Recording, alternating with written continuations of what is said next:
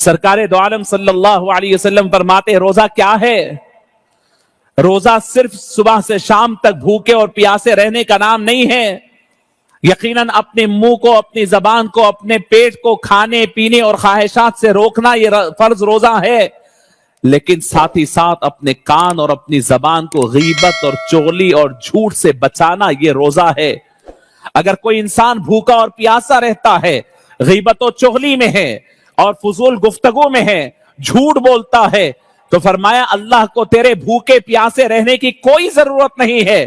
رسول اللہ صلی اللہ علیہ وسلم ایک مرتبہ تشریف فرماتے، غور سے سماعت فرمائے، حضور پاک صلی اللہ علیہ وسلم ایسی تشریف فرما تھے، روزے کے دن تھے، دو عورتیں آئی بالکل شام کے وقت میں، یعنی دن کے چڑھنے کے بعد دو عورتیں آئی اور آ کر رسول اللہ صلی اللہ علیہ وسلم کہنے لگے یا رسول اللہ بہت بھوک لگ رہی ہے، بہت پیاس لگ رہی ہے، اگر اب کچھ نہ کھا لوں تو شاید ہم ہلاک ہو جائیں، شاید ہم مر جائیں.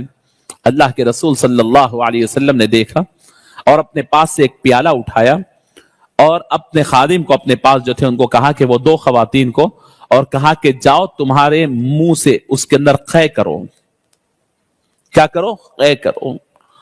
وہ خواتین حیران ہو گئی، وہ دونوں کے دونوں حیران ہو گئے کہ ہم تو بھوک اور پیاس کی بات کرنے کے لیے گئے.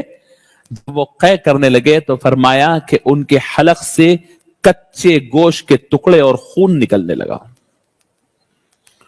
حضور اس کے پاس سے پیالہ لے کر دوسری خاتون کو کہا کہ اماں تو قے کر، تو وہ جو قے کری تو اس کے پاس سے بھی کچا خون، کچا گوشت، تازہ خون نکلنے لگا. حیران ہو گئے، منہ خون آلود ہو گیا، بدبو آ رہی تھی.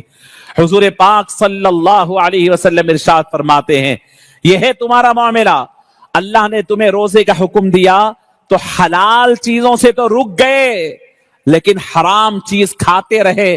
دونوں بیٹھ کر غیبت کر رہی تھی، چغلی کر رہی تھی، اپنے مسلمان بھائی اور بہن کا گوشت کھا رہی تھی. یہ دیکھ، یہ تیری پیاس کی شدت یہ غیبت کی وجہ سے ہے، تیری بھوک کی شدت یہ جو اندر تو کچا اور ناجائز حرام گوشت کھائی ہوئی ہے اس کی وجہ سے ہے. پھر حضور نے مثال دے کر فرمایا کہ لوگوں تم روزہ رہیں گے لیکن غیبت نہیں چھوڑیں گے، روزہ رہیں گے لیکن جھوٹ نہیں چھوڑیں گے، تو پھر تمہارے روزے کا کوئی فائدہ نہیں.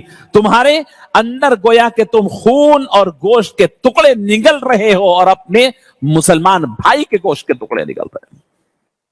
اللہ اکبر.